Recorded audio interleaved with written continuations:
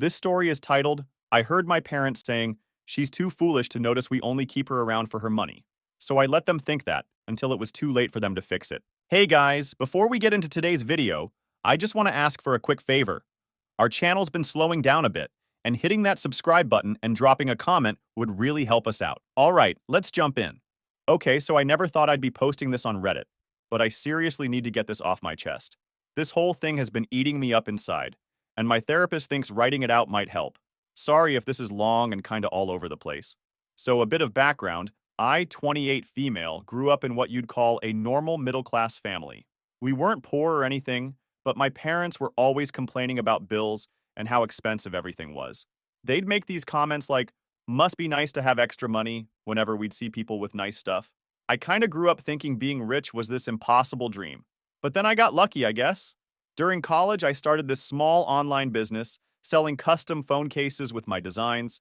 Nothing special at first, just trying to make some extra money between classes. But then some influencer randomly shared one of my designs, and overnight my little store blew up. Like, really blew up. By the time I was 25, I was making more money than my dad, who'd been working the same office job for like 20 years. It was weird at first. Like, I didn't know what to do with all the money coming in. My parents always taught me to be responsible with money, so I wasn't out buying designer stuff or fancy cars. At first, it just felt good to help out my family. My parents' house needed a new roof, like $8,000. And I was like, I got this. The look on their faces was amazing. My dad almost cried. Then my sister's car broke down and needed like $2,500 in repairs. I paid for that too.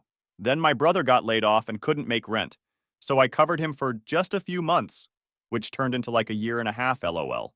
Pretty soon it became the new normal that I would pay for everything. Every time we went out to eat as a family, everyone just assumed I'd get the bill. Christmas came around, and they expected me to buy amazing gifts while they gave me $20 gift cards to Starbucks.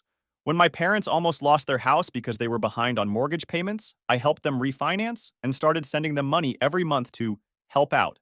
My boyfriend, been together 3 years, started pointing stuff out that I didn't want to see, like how they never even offered to pay anymore, or how they'd order the most expensive thing on the menu when I was paying but would complain about prices if they thought they had to pay. I just made excuses like, they're still adjusting to me having money, or they've helped me my whole life. It's my turn to help them. But things got weird about 3 months ago. My cousin, who I was never super close with, started texting my boyfriend. At first it was just normal stuff, but then she got flirty and started sending him pics that were inappropriate. My boyfriend showed me everything, and I was shocked, but still tried to make excuses like, maybe she's just being friendly, and maybe she doesn't realize how it comes across. But then my boyfriend dropped the bomb. Your cousin also told me that your whole family thinks you're an idiot, that you're so stupid for not noticing they're just using you for your money. I freaking lost it, but not at my family, at my BF. Can you believe that? I literally accused him of making it up to cause problems. We had this huge fight where I said horrible stuff to him about being jealous of my family. He slept on the couch for like a week. I was convinced he was lying. But then I started noticing little things I hadn't let myself see before. How my mom would roll her eyes when I talked about my business achievements. How my dad would immediately change the subject if I talked about anything except how much money I was making. How conversations would suddenly stop when I walked into a room, and then they'd start asking me about how business is going with these weird fake smiles. Little comments started to stand out too. My brother joking about how I was his retirement plan. My sister asking if she was in my will.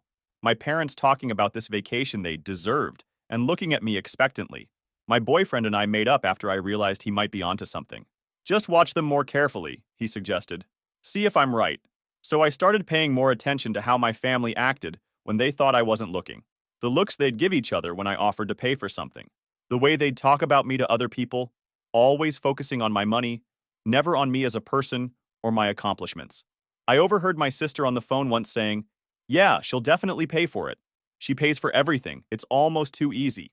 I pretended I didn't hear, but it hurt so bad. The worst part was realizing how long this had probably been going on. Like years of them seeing me as nothing but a paycheck on legs. Years of them laughing behind my back about how stupid I was for not seeing it. Was I really that desperate for their approval? I guess I was. Growing up, I was always the disappointing kid. Not as athletic as my brother, not as popular as my sister. My parents always made me feel like I wasn't quite good enough. So when I finally had something they valued, money, I clung to their approval like it was oxygen. But something was building inside me, this mix of anger and hurt that kept coming. I had a feeling I knew the answer, and it made me sick to my stomach. But I needed proof. I needed to know for sure if my boyfriend was right or if I was just being paranoid. Then my dad's birthday rolled around last month. I figured it might be the perfect chance. We always do this big family dinner at their house. The same house that I basically saved from foreclosure last year, when I helped them refinance getting bigger, every time I noticed another eye roll or overheard another comment. I started wondering what would happen if the money just stopped. Would they still want me around? Would they still call me for Sunday dinners if I wasn't picking up the check? And started paying like half their mortgage payment each month. I was running late because of this super important call with a potential business partner in Japan. Time zones suck, but I texted my mom that I was on my way. When I got there, I used my key to let myself in. They gave me a key years ago so I could drop by any time, but honestly, I think they just wanted me to be able to drop off money and stuff without them having to answer the door. Anyway, I could hear everyone in the dining room laughing really loud. I was about to walk in and say hi when I heard my dad say my name. "She'll pay for it," he was saying. "She always does. Just tell her we need it for the plumbing or something." Everyone started laughing again. "God, she's so easy to manipulate," my sister said. "Remember when I told her I needed money for car repairs? I went to Cancun with that cash. I literally froze right there in the hallway. Like my feet wouldn't move. My heart was pounding so hard, I swear they could have heard it from the dining room. You know what's crazy? That was my cousin, the same one who tried to hit on my BF. She actually thinks we respect her. Like, having money makes up for being such an idiot. She's so stupid for not noticing," my brother added, and I could practically hear him rolling his eyes. "We've been doing this for years." "Well, keep her clueless," my mom said, and this was the worst part, because she always pretended to be so supportive of me. As long as she's signing checks, who cares? She's too much of an idiot to ever figure it out. Then they all started laughing again. Not just little chuckles, but full-on cackling. They were literally laughing at how stupid they thought I was. My own freaking family. I couldn't breathe. Like seriously, I felt like someone had just punched me in the chest. I was shaking, and I could feel tears coming, but I was also so angry. I wanted to scream. I wanted to storm in there and confront all of them, flip the table over like in those Instagram memes. But then I had this weird moment of clarity. If I confronted them, they'd just apologize, make up excuses, tell me they didn't mean it, and then in a few weeks, things would go back to normal. They'd be more careful about what they said around me, but nothing would really change. So instead, I quietly backed up, went outside, and called my boyfriend. "You were right," I whispered, trying not to cry too loud in case they could hear me outside. "About everything. They're using me. They think I'm an idiot." He didn't say, "I told you so," which is one of the reasons I love him. He just said, "I'm sorry. What do you want to do?" I thought about it for a second, trying to get my brain to work through all the emotions. "I have an idea, but I need time to set it up. Can you call my mom and tell her I got held up at work and can't make dinner?" He did. Made up some story about how I had an emergency with a big client. My mom called me later all concerned, asking if everything was okay with my business. Now I could hear the fake concern in her voice. She wasn't worried about me. She was worried about her meal ticket having problems. For the next 2 weeks, I put on the performance of my life. I pretended nothing had changed. I smiled through Sunday lunch. I answered my sister's texts asking for money for car insurance. Yeah, right. I listened to my brother's sob story about needing first and last month's rent for a new apartment because his roommate unexpectedly moved out. Probably got sick of my brother not paying his share of rent. I kept playing the role of the clueless cash cow, but inside, I was seething. Every fake smile, every "love you too" at the end of a call, every time I had to pretend I didn't know what they really thought of me, it was like swallowing poison. But I had a plan forming. The whole time I was making notes of all the financial stuff I was handling for my family. My parents' mortgage, $1,600 a month.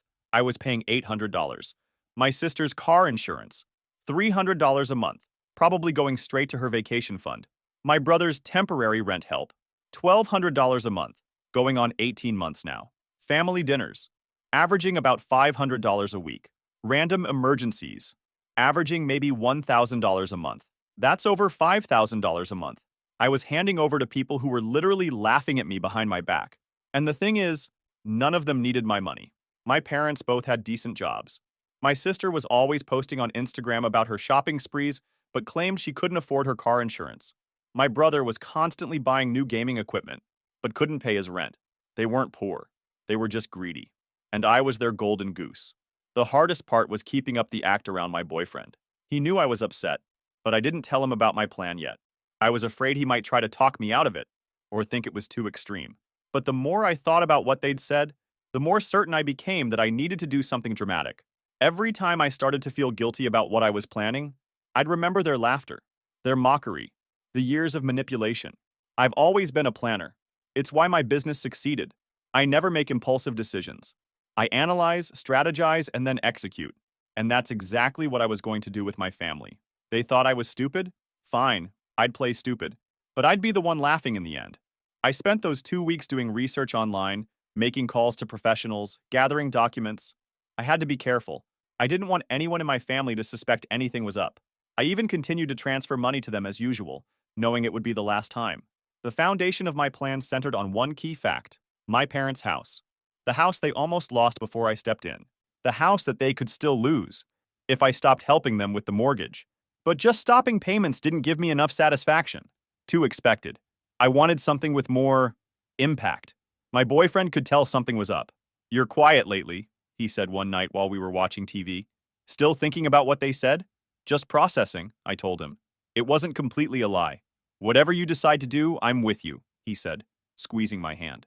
"Those people don't deserve you." In that moment, I realized what real support feels like.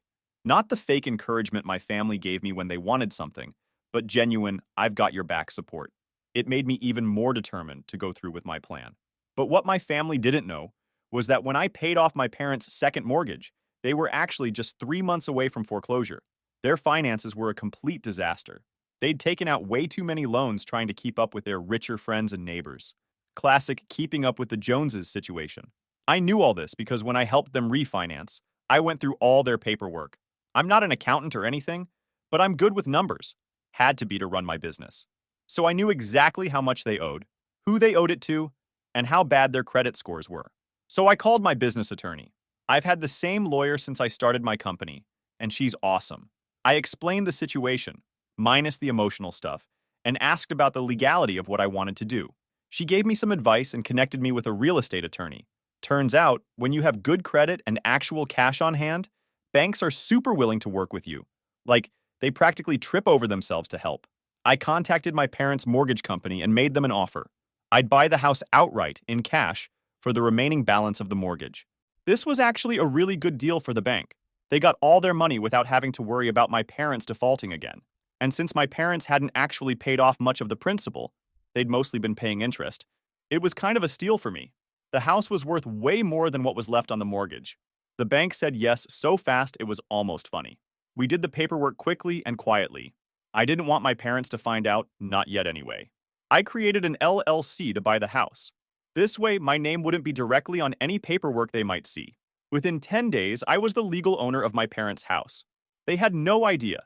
At the same time, I went through all my accounts and credit cards, removing my family members as authorized users. I had added them years ago to help build their credit. LOL, what a joke. I canceled the automatic transfers I'd set up for my brother's temporary rent help, going on 18 months now. I changed all my passwords, my online banking info, everything. I even opened a new bank account at a different bank for my main funds. Then came the tricky part. I didn't want to just cut them off abruptly. That would be too obvious. Instead, I started what I called Operation Confusion, basically gaslighting the gaslighters. For my sister's credit card payments, I set up technical glitches. I'd text her stuff like, "Sorry, the bank said there was an error with the transfer. I'll try again tomorrow." Then tomorrow would come with another excuse. "That's weird. It's still not going through. Let me call them on Monday." I kept stringing her along, making her think it was just technical difficulties. And for my brother's rent money, I told him I switched banks and the transfers were taking longer than expected. "Don't worry," I assured him. "It'll be there soon." Obviously a lie. But my masterpiece was the plan for my parents' mortgage. About 2 weeks after I bought their house, I had my lawyer send them an official-looking letter saying their mortgage had been sold, which was technically true. The letter explained that all future payments should be made to Wellington Properties and included a bill for the first month's payment, due in full in 10 days.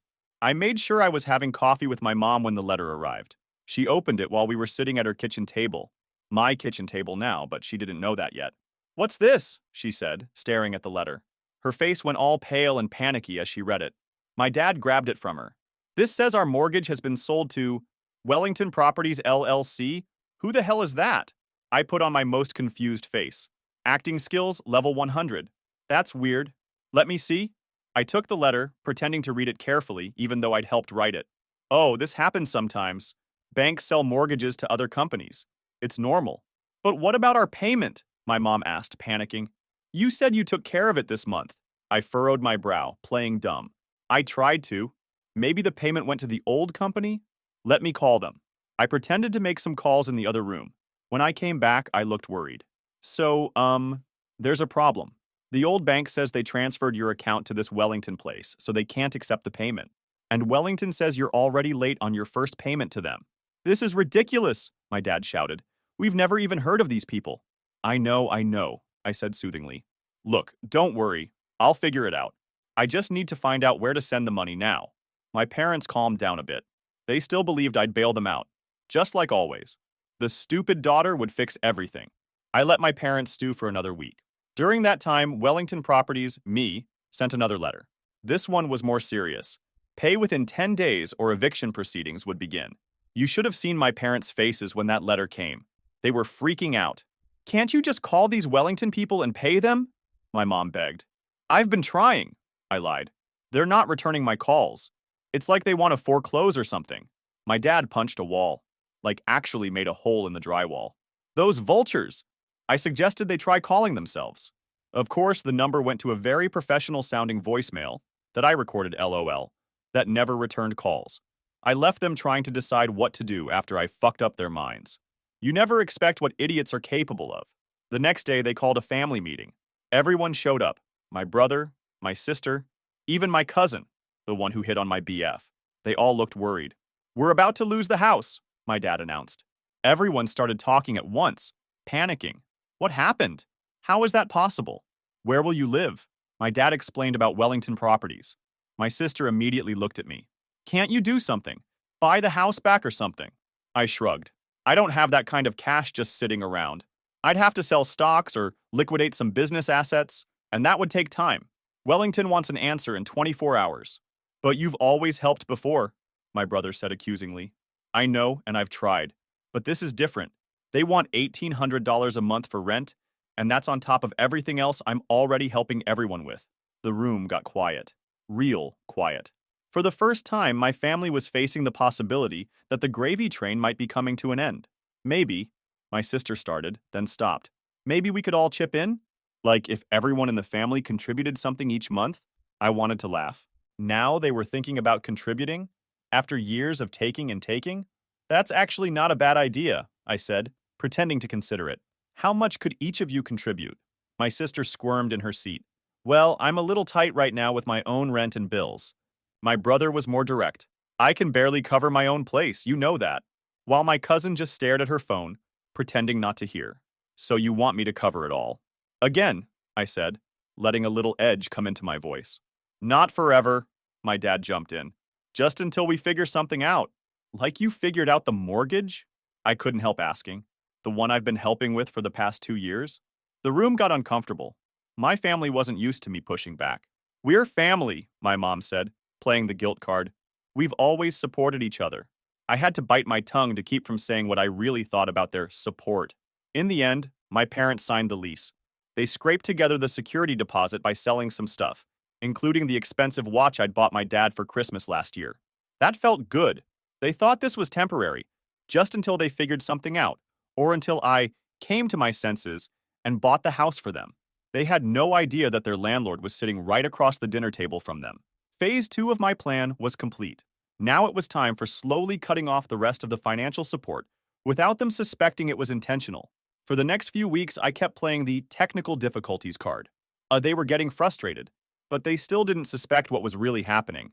They thought it was just a bunch of coincidences, technical glitches, banking errors. They still saw me as the reliable idiot who would eventually fix everything. I don't know how they didn't notice. God, they're so naive. Little by little, the pressure was building.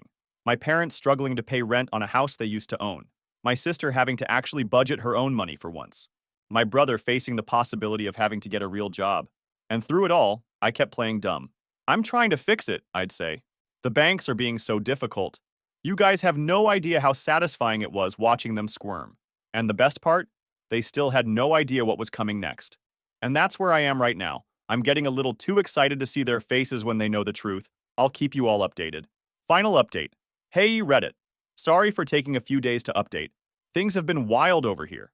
Thanks for all the supportive comments and messages. Some of you have been asking if my family found my posts. No, they don't know my Reddit username, thank God, and I've changed enough details that they wouldn't recognize themselves. Anyway, here's what happened next. With the house situation resolved, my family started noticing all the other financial support that had mysteriously dried up. It was like watching dominoes fall one by one. My mom started dropping hints about selling my car, which was paid off, to help them out. My sister suggested I take out a loan. My brother thought I should cut back on unnecessary expenses, rich coming from Mr. PlayStation 5. None of them ever suggested they might need to permanently change their lifestyles. They all just assumed this was temporary until I fixed things. About 2 months in, things got really tense. My family was really struggling financially for the first time in years. My parents had always made decent money, but they'd gotten used to having my extra cash to fund their keeping up with the Joneses lifestyle. They invited me over for dinner one night. It was nothing fancy, just pasta, a far cry from the expensive steaks and seafood they used to make when I was paying. I brought my boyfriend along for moral support, and as a witness to whatever was about to go down. Halfway through dinner, my dad cleared his throat. We've been thinking about the house. Yeah, I said, twirling pasta on my fork. Well, we know you've been trying to help with this Wellington company, but maybe there's another solution. I raised my eyebrows. Like what? Like maybe you could buy the house from them. My mom jumped in, trying to sound casual, but I could hear the desperation. You have the money. And then we could work out some arrangement between us. Family to family. My boyfriend stiffened beside me. He knew what was coming. So you want me to buy the house, I said slowly. And then what? Let you live here for free? Well, not for free, my dad backpedaled. Maybe just a small amount. Whatever we can afford. Which is what? Half of what you're paying Wellington? I asked. They looked at each other. Something like that, my mom said hopefully. I put down my fork. And why would I do that? They seemed genuinely confused by the question, like it had never occurred to them that I might say no. Because we're family, my dad said, like it was the most obvious thing in the world. You've always helped us before. And that's when I decided it was game over. Time for the truth to hit like a truck. I leaned back and said, you know what's funny about family? It's supposed to be about love, support, not about calling me stupid or an idiot while you're laughing behind my back. Silence. Like I just drop-kicked the air out of the room. Their faces? Ghost white. You'd think I summoned a demon. What are you talking about? My mom whispered, her voice shaking. I locked eyes with her. Calm, cold, deadly. I heard you. At Dad's birthday dinner. Every word. How I'm easy to manipulate. How my sister took my money for car repairs, but partied in Cancun instead. How I was too stupid to notice you were all using me. You could hear a pin drop. Actually, scratch that. You could hear their dignity crash landing. You heard that? My dad finally croaked, his voice dry like sandpaper. Every damn word, I shot back, including Mom's little gem about keeping me clueless as long as I kept signing checks. Solid advice, by the way. Too bad it didn't age well. They looked like they were about to throw up. My boyfriend was trying so hard not to laugh, I thought he'd pop a vein. We didn't mean, my mom stuttered. I cut her off so fast it felt surgical. Oh, and another thing. Wellington Properties? Hi, that's me. I own it. I bought this house. I'm your landlord. I didn't know you guys are that idiot that you didn't even notice. If I thought they looked pale before, this was next level. Their jaws dropped so hard, I half expected them to shatter the floor tiles. Honestly, should have filmed it. That's not possible, my dad sputtered, eyes wide like I'd just confessed to being Batman. I pulled out my phone, slid it across the table like a final boss move. The email was right there. Deed transfer. Wellington Properties, LLC, owned by yours truly. How? My mom whispered, looking like the world had just ended. I shrugged. Casual, cool, deadly. Turns out I'm not as dumb as you thought. Running my own business taught me a thing or two. Like how to buy a house out from under people who treat me like dirt. Under the table, my boyfriend squeezed my hand. Proud. Solid. Mine. So all this time, my dad struggled, words failing him. I tilted my head. All this time, you've been paying rent to me. And you'll keep paying at market rate. No family discount. Or pack your stuff and find somewhere else. Your choice. And then I stood. Because I was done. My boyfriend stood with me because he's a real one. We're leaving now. Oh, and rent's due on the 1st. Wellington Properties is a stickler for late fees. Might want to budget for that. I didn't bother looking back, but I heard my mom start to cry as I walked out. Part of me? Yeah, it felt bad. But mostly, I felt free. Like I'd just torn off the last chain. In the car, my boyfriend finally let out the laugh he'd been holding in. That was the most badass thing I've ever seen. The look on their faces. I started laughing too. But mine wasn't just a laugh. It was years of rage, betrayal, frustration, all cracking open like a dam. I laughed until I cried. You okay? My boyfriend asked, his hand still in mine. I wiped my eyes and grinned. I'm better than I've been in years. And I meant it. For the first time in forever, I wasn't someone's ATM. I wasn't a walking paycheck. I wasn't their puppet. I was free. The aftermath was exactly what you'd expect. Total chaos. They tried to claim I'd tricked them. Ironic much? My dad actually contacted a lawyer who apparently told him there was nothing illegal about what I did. The mortgage sale was legitimate, the rental agreement was binding, and everything was done by the book. Then they tried the guilt trip route. My mom called me crying every day for like 2 weeks straight. How could you do this to your own parents? After everything we've done for you, we raised you better than this. I let most calls go to voicemail, but the few times I picked up, I stayed calm and just repeated, the rent is due on the 1st. Wellington Properties doesn't make exceptions. My sister and brother were furious when they realized I'd cut them off too. My sister actually had the nerve to text me, how could you do this to your own family? We've always been there for you. I replied, the same way you could call me an idiot while spending my money on vacations instead of car repairs.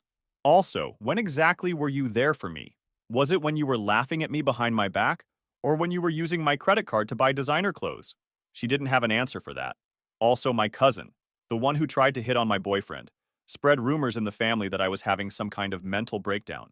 Money changed her, she told everyone. She's not the same person anymore. I blocked her number.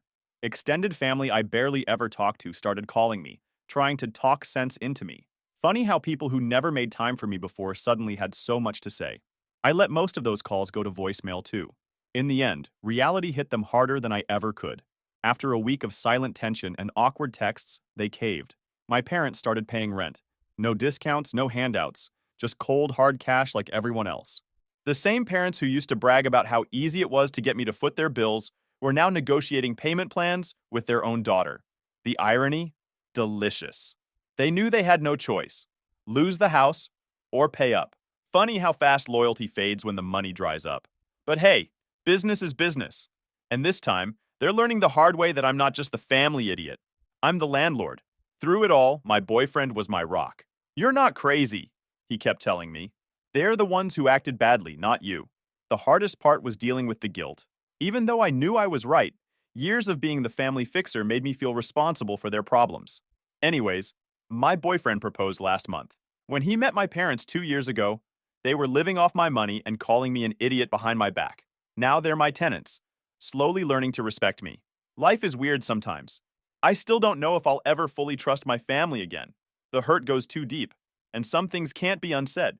But I'm open to seeing where this goes. Maybe over time, we can build something new. Something based on actual respect rather than what I can give them. The biggest lesson I've learned? Sometimes the people you help the most appreciate you the least. And sometimes you have to be the bad guy to get treated right. I don't regret buying their house. I don't regret cutting them off financially. They needed to see me as a person, not a bank account. And I needed to value myself enough to demand that respect. So yeah, that's my story. I went from being the family ATM to being the family landlord. Not what I expected, but hey, at least now when they call, I know it's not just to ask for money. Or if it is, at least they're paying my mortgage now instead of the other way around. Edit.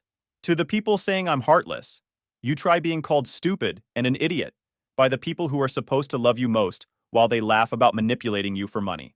Then get back to me. Edit 1. Yes, my boyfriend knew about my plan the whole time. No, he didn't think it was too extreme. He actually helped me come up with some of the details because he saw firsthand how they treated me for years. And yes, he's awesome.